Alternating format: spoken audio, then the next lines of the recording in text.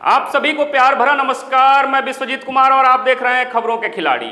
मणिपुर तो याद होगा आपको, जी हाँ, वही मणिपुर जहां महिलाओं को नंगा घुमाया गया, लोगों के सपनों और भविष्य को आग में जलाया गया। जी हाँ, वही मणिपुर जहां हत्याएं और बलात्कार हुए। लगभग 1 साल से अधिक समय हो गए, मणिपुर अब भी जल रहा।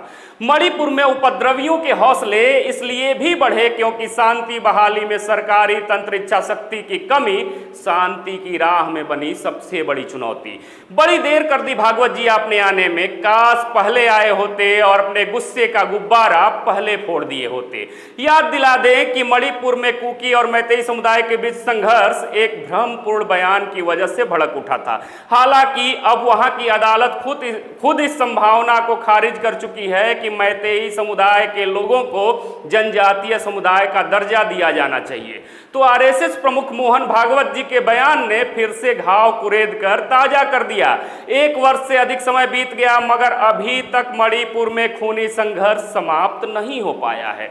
शुरू से ही वहां शांति बहाल के प्रयास शिथिल नजर आते हैं। अगर प्रशासन और सुरक्षा बलों ने इच्छा शक्ति दिखाई होती तो बहुत पहले इस समस्या का समाधान और निदान निकल गया होता, मगर उनकी भूमिका तो अब भी संदिग्ध बनी हुई है। शायद इसी का नतीजा है कि सोमवार को उपद्रवियों ने घात लगाकर मुख्यमंत्री एन बीरेन सिंह के काफिले पर हमला कर दिया। गनीमत है कि उसमें सिर्फ एक सिपाही घायल हुआ, कोई बड़ा नुकसान नहीं हुआ। सिर्फ एक सिपाही जिसके जान की कीमत नेताजी के जान से ज्यादा नहीं थी, उनकी तरह अनमोल नहीं थी। अब आप इस हमले से वहां के उपद्रवियों के हौसले का अंदाजा बेशक ही लगा सकते हैं। इसी बीच संघ प्रमुख मोहन भागवत ने मणिपुर की स्थिति पर चिंता जाहिर की है। अब राष्ट्रीय स्वयंसेवक संघ के प्रमुख मोहन भागवत ने मणिपुर की स्थिति पर चिंता जाहिर करते हुए कहा है कि इतने लंबे समय से वहां अशांति का वातावरण है मगर उसे हल करने की कोशिश नहीं की गई।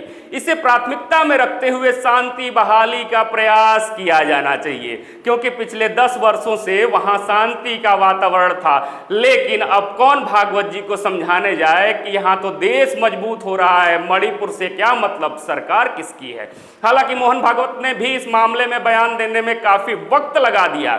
इसे लेकर विपक्षी दल लगातार सवाल उठाते रहे हैं। संसद में भी प्रश्न पूछे गए मगर कोई संतोषजनक उत्तर नहीं मिला। सवाल तो अभी तक पूछा जाता है कि मणिपुर पर आखिर प्रधानमंत्री खामोश क्यों हैं। बता दें कि मणिपुर में कुकी और मैतेई समुदाय के बीच संघर्ष एक भ्रमपूर्ण बयान की वजह से भड़क उठा था। हालांकि अब वहां की अदालत खुद इस संभावना को खारिज कर चुकी है कि मैतेई समुदाय के लोगों को जनजातीय समुदाय का दर्जा दिया जाना चाहिए। मगर न तो राज्य सरकार और न ही केंद्र सरकार मणिपुर के खूनी संघर्ष को रोक पाई है। शुरू में जरूर केंद्रीय गृह मंत्री वहां गए थे मगर फिर कोई उल्लेखनीय कार्यवाही नहीं हो सकी। बाद में सर्वोच्च न्यायालय ने मामले का संज्ञान लेते हुए जांच और कार्रवाई के लिए समितियां जरूर गठित कर दी मगर उसका भी अब तक कोई नतीजा नजर नहीं आ रहा।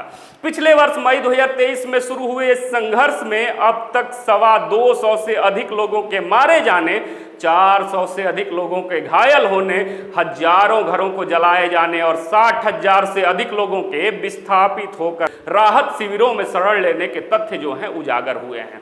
सरकारों को अब यह बहाना जरूर मिल गया है कि मणिपुर के संघर्ष को रोकने की कार्यवाही सर्वोच्च अदालत की निगरानी में चल रही है, इसीलिए वो इसमें बहुत हस्तक्षेप नहीं कर सकते। मगर स्पष्ट है कि यह उनकी अपनी जिम्मेदारी से पल्ला झाड़ लेने का एक तरीका मात्र है।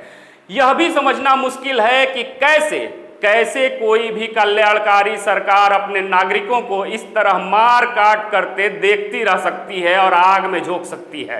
राज्य सरकार तो इस मामले में शुरू से नाकाम साबित हुई है मगर केंद्र सरकार ने इस पर अपेक्षित गंभीरता क्यों नहीं दिखाई, समझ से परे है। जिस तरह वहां महिलाओं को निर्वस्त्र करके घुमाया गया, उनके साथ सामूहिक बलात्कार किया गया, उससे पूरी दुनिया में देश की छवि खराब हुई। मणिपुर के लोगों का सरकार और प्रशासन पर से भरोसा उठ चुका है।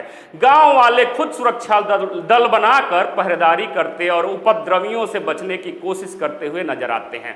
अर्थात सरकारों द्वारा मणिपुर के लोगों को एक तरह से उनके हाल पर छोड़ दिया गया है। अब देखना दिलचस्प होगा कि संघ संघ प्रमुख मोहन भागवत की मणिपुर को लेकर प्रकट की गई चिंता को केंद्र सरकार कितनी गंभीरता से लेती है।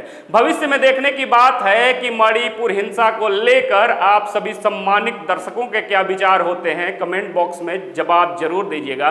फिर से मिलेंगे एक नए वीडियो में, तब तक देखते रहिए खबरों खिलाड़ी। जय हिंद, जय भारत।